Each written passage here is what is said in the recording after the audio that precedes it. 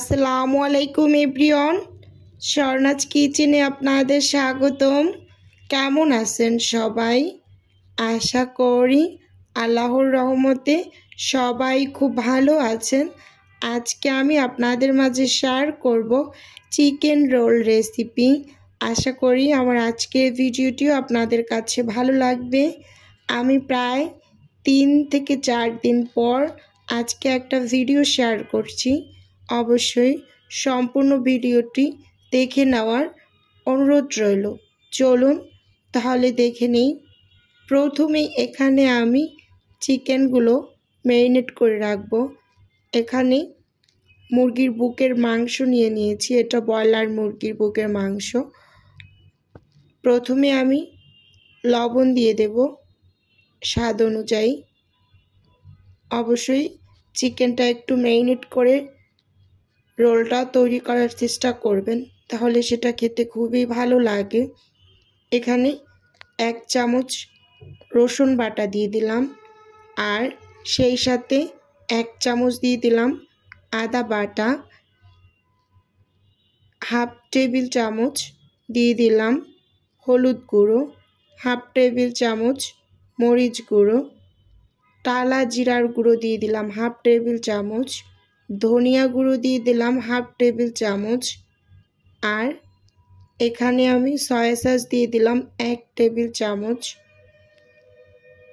অবশ্যই সম্পূর্ণ উপকরণগুলো একটু ঠিকঠাক মতো দেওয়ার চেষ্টা করবেন, তাতে করে কোনো মশলা বেশি হয়ে যাওয়ার পসিবিলিটি থাকবে না।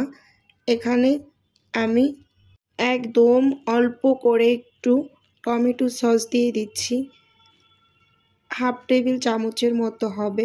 এখন একটু সব কিছু মিশিয়ে নেব। দেখতেই পাচ্ছেন চামচ দিয়ে কিন্তু আমি খুব ভালোভাবে মিশিয়ে নিয়েছি। এখানে সব শেষে আমি গরম মশলাটা ব্যবহার করছি, হাফ চামচের মতো গরম মশলার গুঁড়ো এটা ব্যবহার করছি। দেখতেই পাচ্ছেন সব শেষে দিয়ে দিলাম। এখন খুব ভালোভাবে আবারও একটু নেড়ে চেড়ে মিশিয়ে নেব। শেষে ব্যবহার করলে পরিমাণটা বুঝে শুনে ব্যবহার করা যায়, আর প্রথমে যদি দিয়ে দিই তাহলে তো পরিমাণটা ঠিকঠাক মতো বুঝতে পারবো না, আবার বেশি কম হয়ে যদি যায়। সেজন্য সবসময় গরম মশলার গুঁড়োটা শেষে ব্যবহার করলে আমার মতে মনে হয় একেবারে ঠিকঠাক মতো মশলাটা ব্যবহার করা যায়। এখন ঢাকনা দিয়ে ঢেকে এটাকে আমি রেস্টে রেখে দেব 20 মিনিটের মতো। আর এদিকে আর একটা বাটি নিয়েছি আমি ব্যাটারটা রেডি করার জন্য, শীট তৈরি করার জন্য রোলের 2 কাপ এখানে ময়দা ব্যবহার করছি। আপনারা চাইলে আটা দিয়েও করতে পারেন, কিন্তু ময়দা দিয়ে করলেই বেশি ভালো হয়। দিয়ে দিলাম স্বাদ মতো লবণ, 2 চামচ দিয়ে দিচ্ছি গুঁড়ো দুধ, 1 চামচ দিয়ে দিচ্ছি চিনি। অবশ্যই একটু গুঁড়ো দুধটা দেওয়ার চেষ্টা করবেন, এতে খেতে খুবই ভালো লাগে। খুব ভালোভাবে শুকনো উপকরণগুলোকে মিশিয়ে নিচ্ছি। মিশিয়ে নেওয়া হয়ে গেলে পরিমাণ মতো পানি দিয়ে আমি ব্যাটারটা তৈরি করে নেব। অল্প অল্প করে প্রথমে পানি ব্যবহার করছি, পরে আমি একসাথে ব্যাটারটা রেডি করে পানির পরিমাপটা আপনাদের বলে দিচ্ছি। দেখতেই পাচ্ছেন অল্প অল্প করেই কিন্তু পানি দিচ্ছি। আপনারাও এভাবে চেষ্টা করবেন অল্প অল্প করে পানি দিয়ে ব্যাটারটা রেডি করে নিতে। আমার একটু ঠান্ডা লাগার কারণে আমার ভয়েসটা একটু অন্যরকম শোনা যাচ্ছে, প্লিজ ইগনোর করবেন, কষ্ট করে ভিডিওটা দেখে নেবেন। এর মাঝেই কিন্তু আমি ব্যাটারটা রেডি করে নিয়েছি। এখানে আমার মোট পানি লেগেছে হাফ লিটার। আমি হাফ লিটার একটা পানির পটে পানি নিয়েছিলাম, সেটা দিয়ে কিন্তু ব্যাটারটা রেডি করে নিয়েছি। এটার ঘনত্বটা দেখে কিন্তু বুঝতে পারছেন। আর এদিকে আমি ম্যারিনেট করে রেখেছিলাম যে মাংসটা, সেটা এখন নিয়ে নিলাম।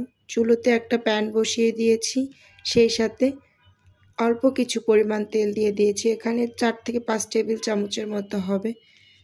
এখন ম্যারিনেট করা মাংসগুলো দিয়ে দিচ্ছি, দিয়ে খুব ভালোভাবে একটু নেড়ে চেড়ে ভেজে নেব। ভেজে নিতে নিতে ভিডিওর এই পর্যায়ে এসে আমার প্রিয় আপু এবং ভাইদের উদ্দেশ্যে একটা অনুরোধ রাখছি, আমার ভিডিওর কোনো অংশ যদি আপনার কাছে একটুখানি হলেও ভালো লেগে যায় তাহলে অবশ্যই চ্যানেলটি সাবস্ক্রাইব করে আমার পাশে থাকার অনুরোধ রইল। আর হ্যাঁ, ভিডিওর শুরুতে একটা লাইক দিয়ে ভিডিও দেখা কন্টিনিউ করবেন। আপনার একটা লাইকই পারে আমার এই ভিডিওটা আরও 8 থেকে 10 জনের কাছে পৌঁছে দিতে। তাই দয়া করে বলছি, যারা এখন পর্যন্ত একটা লাইক দেননি প্লিজ এখনই একটা লাইক দিয়ে দিন। ঢাকনা দিয়ে ঢেকে আমি কিন্তু খুব ভালোভাবে নেড়ে চেড়ে একটু ভাজা ভাজা করে নিয়েছি। এই পর্যায়ে আমি পেঁয়াজ কাঁচামরিচ কুচি দিয়ে দিচ্ছি। এই পেঁয়াজটা একটু ফ্রোজেন ছিল, আমার ফ্রিজে কেটে রেখেছিলাম, সেখান থেকে বেশ কিছু পেঁয়াজ নিয়ে আর কাঁচামরিচ কুচি দিয়ে খুব ভালোভাবে নেড়ে চেড়ে একটু ভেজে নেব। এখন আবার ঢাকনা দিয়ে ঢেকে দিলাম। ঢাকনা খুলে খুব ভালোভাবে একটু নেড়ে চেড়ে নিয়েছি, একটা ডাল ঘুটনি দিয়ে একটু ভেঙে নিচ্ছি। আর এই পর্যায়ে কিন্তু মাংসগুলো খুব ভালোভাবে সেদ্ধ হয়ে গেছে। 7 থেকে 8 মিনিট লাগে এটা খুব ভালোভাবে সেদ্ধ হতে, যেহেতু ব্রয়লার মুরগির বুকের মাংস খুব বেশি একটা সময় লাগে না মাংসগুলো সেদ্ধ হতে। সলিড মাংস তো সবসময় খুব তাড়াতাড়ি সেদ্ধ হয়ে যায়। খুব ভালোভাবে একটু ভেঙে নিয়েছি। এখানে আমি 1 চামচ কর্নফ্লাওয়ার একটু পানিতে গুলিয়ে দিয়ে দিলাম, যাতে একটু জুসি ভাব থাকে রোলের ভিতরে, সেই জন্য একটু ভেজা ভেজা করার জন্য। খুব ভালোভাবে একটু নেড়ে চেড়ে মিশিয়ে এখন চুলো থেকে নামিয়ে এই যে ঠান্ডা করার জন্য একটা বাটিতে আমি ঢেলে নিয়েছি। আর এদিকে যে ব্যাটারটা আমি রেস্টে রেখেছিলাম সেটা একটু দেখিয়ে দিচ্ছি। দেখুন এটার ঘনত্বটা ঠিক এরকম হয়েছে। এখন চুলোতে একটা প্যান বসিয়ে দিয়েছি আর একটা টিস্যু পেপার দিয়ে সামান্য একটু তেল দিয়ে প্যানটাকে একটু মুছে নিয়েছি। এখন চামচের সাহায্যে আমি বেশ কিছু পরিমাণ ব্যাটার প্যানের ভিতরে দিয়ে একটু এভাবে করে ঘুরিয়ে ঘুরিয়ে রোলের জন্য শিটগুলোকে তৈরি করে নিচ্ছি।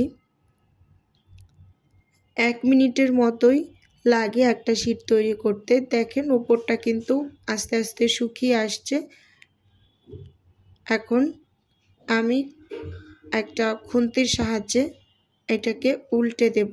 উল্টে 5 সেকেন্ডের মতো রেখেছিলাম। তারপর চুলো থেকে আমি এটাকে নামিয়ে নিয়েছি। এভাবে করে কিন্তু সব শিটগুলোকেই আমি তৈরি করে নিয়েছি।